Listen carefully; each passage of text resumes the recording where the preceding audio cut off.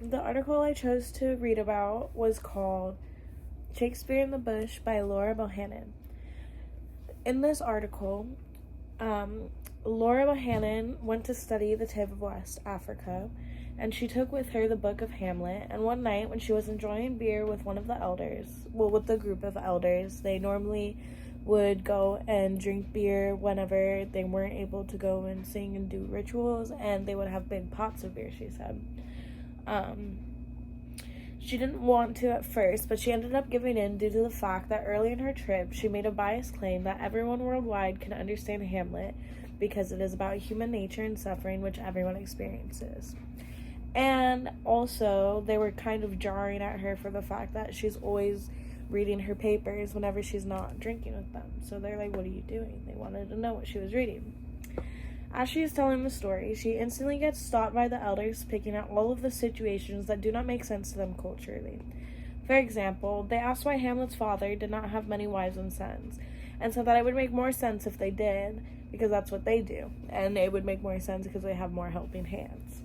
As the story went on, they started to adjust it to what is culturally right and acceptable to them, and the story was completely different from the original at the end.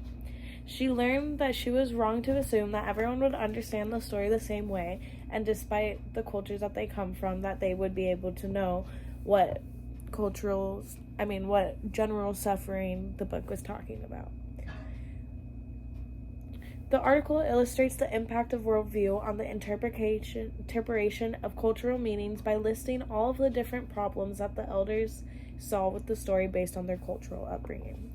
The elders thought that it made no sense for Hamlet's uncle to feel ashamed for wanting to marry his brother's widow.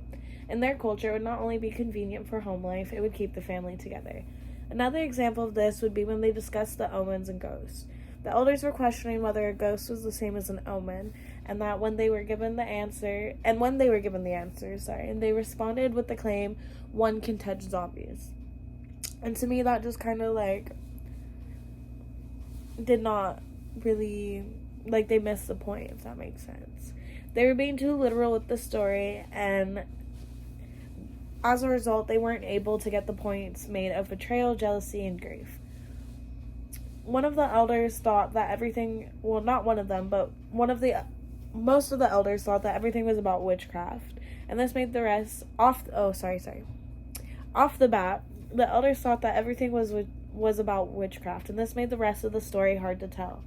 For example, in the part of the story where Hamlet is mad due to being banned from seeing Ophelia, the elders respond to saying, only witchcraft can make you mad, unless, of course, one sees the beings that lurk in the forest. There were things that were understood universally and showed in the article, like the hate for taxes and understanding that Polonius wasn't the smartest guy in the Hamlet story.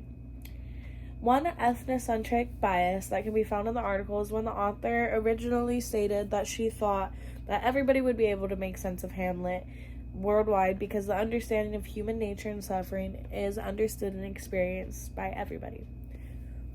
The story challenges the notion that one's cultural values are normal or best because of the different effects that the situations would have in each culture. Maybe it would be best in the Tiv tribe when it came to marrying within the family, and having many wives would have helped out with keeping things working smoothly in Hamlet. But on the other hand, the difference in understanding of ghosts, dreams, and spirits may cause for uneducated responses to situations as well. There is no such thing as normal or best when it comes to cultures, and this story shows that it depends on the person and what is best for their situation, what is normal to them. One specific and unique norm in my culture that could be the fact that my coworkers and I wear makeup and do our hair for work. I think this could be perceived as gaudy or unmoral in other cultures. For example, in cultures where you're supposed to cover your hair and face to show modesty, it would be seen as if we're trying to get attention or being unmoral. But in other cultures, it could be seen as a status symbol, like in Egypt, people who have high status and take very good care of themselves and have money, they do their makeup. And then in China, it could also be seen as expression or just as self-care. It's very important in that culture. I think the best practice for communication across cultures would be to allow access for everyone to communicate without restrictions. Of course, there should be restrictions on violent language and harmful things like that, but people should be able to speak their mind politically and not have their posts be taken down, as long as it is respectful and factful. This way, people can make their own decisions about their cultures with actual knowledge about these other countries. For countries that don't have access to the internet, it is our job to reach out and learn about what they are not able to show us, rather than to assume. And it is not realistic for everybody to be able to go and fly out to China. So whether we do it by going ourselves or reading studies from other people to understand the culture, it is important that we take that step ourselves and ask the questions that other people don't ask, instead of just making assumptions that everybody else passes on to us. A cultural misunderstanding that I faced before was when I went to military school. I was 15 and the culture there is totally different from my normal high school. For example, when I would try to make jokes in a time of struggle, I would be perceived as disrespectful, and my other cadets would not very much like it. And I quickly learned that I wouldn't get a good response, like when I was doing suicides with my normal volleyball team. In the readings, things that the elders would find helpful and normal would be perceived as disrespectful in the English culture. I feel as if they would also struggle to conform to the norms of military school. The most significant lesson or idea that I gained would be the fact that we can't assume anything about other cultures without gaining knowledge ourselves, and that culture does affect someone's perspective on a situation greatly, and that you need to take that into account when including people from other cultures into activities with you.